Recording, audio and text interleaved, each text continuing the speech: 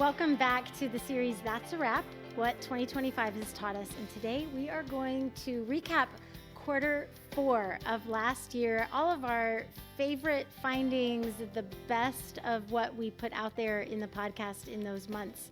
And to help us do that today is another member of the team. And I'm not going to lie, I'm a little partial to this particular team member. It's my daughter, Anna. Hi, Anna. Hi, Mom. Welcome.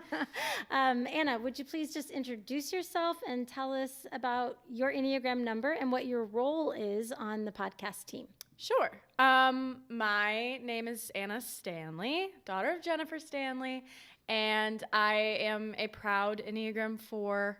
And on the team, I am the video editor. I get sent all the raw footage of Mom and Heather and their work in the studio, and I work through it, and I deal with all the times that Mom likes to go back and say and repeat herself and everything. But no. I get to work through the podcast and put the commercials in and do the graphics and things like that. Basically, you edit the podcast, make them flow, and you deal with all my bloopers. Yes, that's a good way to put it. Exactly right. Yeah. Okay. So as we talk about quarter 4, the series that we offered were The Monsters Within, Mm-hmm. The Art of Giving, Mm-hmm. and Calm and Bright. So starting with The Monsters Within, this was a way that I wanted to incorporate some deeper Enneagram wisdom and teaching around the shadows of each number, but I didn't want to make it intimidating. I wanted to keep it accessible and I wouldn't use the word fun, but I didn't want to scare people away, right? So we kind of leaned into the month of October and Halloween and monsters and bringing our shadows into the light. So in The Monsters Within, what kind of stood out to you as the editor and as an Enneagram 4? What was impactful for you? I really liked the Monsters Within series, personally. I think it reminded me of the big reason that I love the Enneagram, and talking about that aspect of the Enneagram and of the numbers, the ways in which some things can appear as one thing, but deep down they might be something else. Asking questions like, is this true, or is this something that my emotions are telling me? Basically being able to identify the monster, that was a really big life step for me in my own self-improvement and learning about my number and how to deal with my monster. They all aim to do something different, but I think that one aims to really do something really important that will help people and give them an effective way of using and looking at the Enneagram.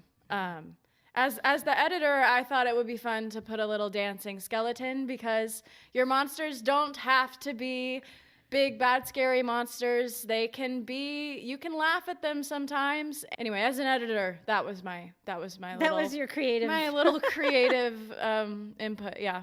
I love that, yeah. So we have a graphic designer, her name is Haley, and she drew all the little monsters, and then you got the chance to then add some more creative over the YouTube channel videos, and they were so cute.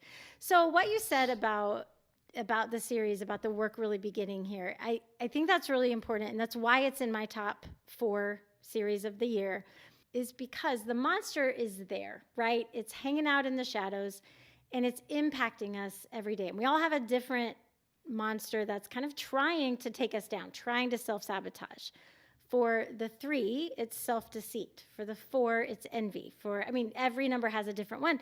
And until you can see it and spot it, you can't do anything about it. And so I love the way you said that, because it doesn't need to be too scary, but you got to be able to spot it, or else you can't do anything about it. Yeah, if you don't know who they are, they can really be hurting you, and you don't know where the hurt is coming from, maybe. Go to Monsters Within. I like that series. So the next series that we did was called The Art of Giving.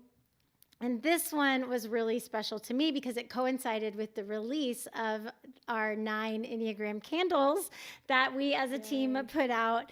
And so I wanted to do something all around the art of giving great gifts, gifts that make people feel seen and understood. And we released the Enneagram candles at the same time. So each episode consisted of, here are ways to make that particular number feel very seen and appreciated. So for you, how do you like the candles, and how did you like the episode?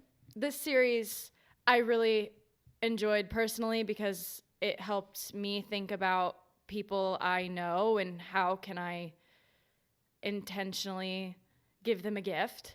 Also because it was the first time, I think, correct me if I'm wrong, but that your podcast, it was one of the first series that I feel like was really like, oh, you should listen to all the numbers, shifting the focus to the other people and Enneagram numbers in your life. Mm-hmm. And that's one of my favorite aspects of the Enneagram, is learning about other people that I know and love. That is a fabulous way that the Enneagram becomes a tool in like relationships. So this series was very insightful for that kind of thing.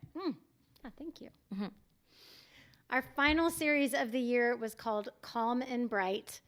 And I just wanted this series to make people feel calm and bright. Obviously taken from the Silent Night lyrics, all is calm, all is bright. And I basically envisioned, what if I was just sitting in a cozy coffee shop or sitting on my couch with my favorite pink blanket, and I was just talking to an Enneagram 1 or an Enneagram 5 or a 7, all the numbers. What would I just want them to know during the holiday season, which can be really chaotic and stressful and hard, and because, it's full of expectations, there's grief often mixed in.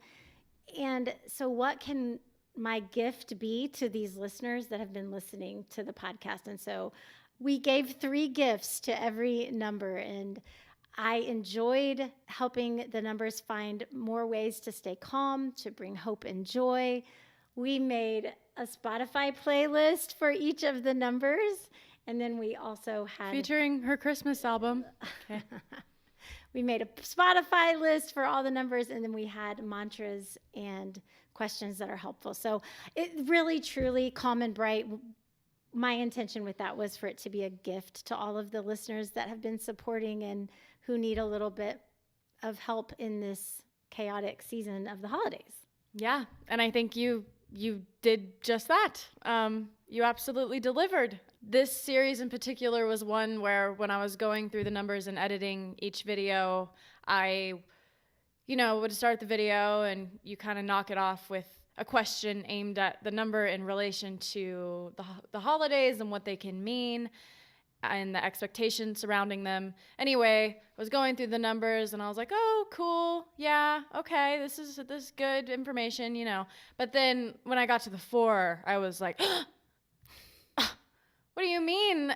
What if the holidays weren't cinematic? What do you mean? But meaning it was hitting me where you were hoping, I think. So yes, and the blessings at the end were beautiful for every number, and what a gift to give people, the gift of being seen and words and encouragement, and yeah, we're all going to be okay.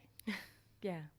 Well, Anna, I love having you on the podcast team. It means so much to me that we get to share this work as mother-daughter, and that even though you live in New York City and I live in Indiana, we are still sharing something very much part of my everyday life and work. And so I am curious, though, because many of my listeners are what I would say midlife or in the second half of life.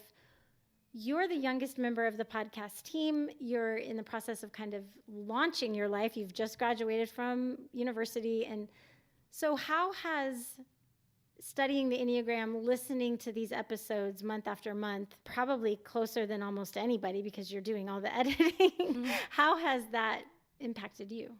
Yeah, I think that's a good question. I think there is something in the fact that everything in my life kind of just changed. I just graduated. I moved to a new place. I'm making my own schedule and creating new habits and choosing where I'm going to spend my time. And I think the Enneagram has been a really helpful and grounding tool when I feel like nothing else is really grounded right now. Knowing myself, knowing my strengths, my challenges, what fulfills me. That's been a really big one that I've been thinking about.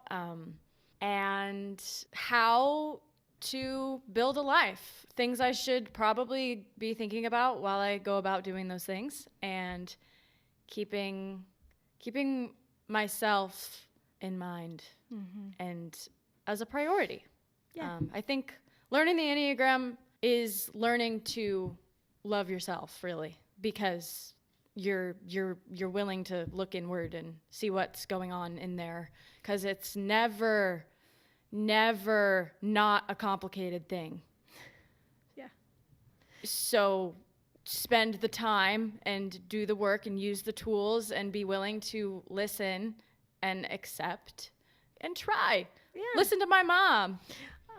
Well, I just would say I'm proud of you and the work you're doing in life and growing into, adulthood. And I think all of us wish that we had been a little more equipped in that stage. So I think it's really cool that you're willing to utilize the tools. So that finishes up our January series called That's a Wrap. And I hope that this series has encouraged you to go back and listen to some episodes that could really serve you right now, that could equip you and be what you need at this season. So I hope you'll join us back next month, where we're launching our newest series. And if you want to make sure you don't miss it, would you please subscribe, follow along, and we'll see you next month.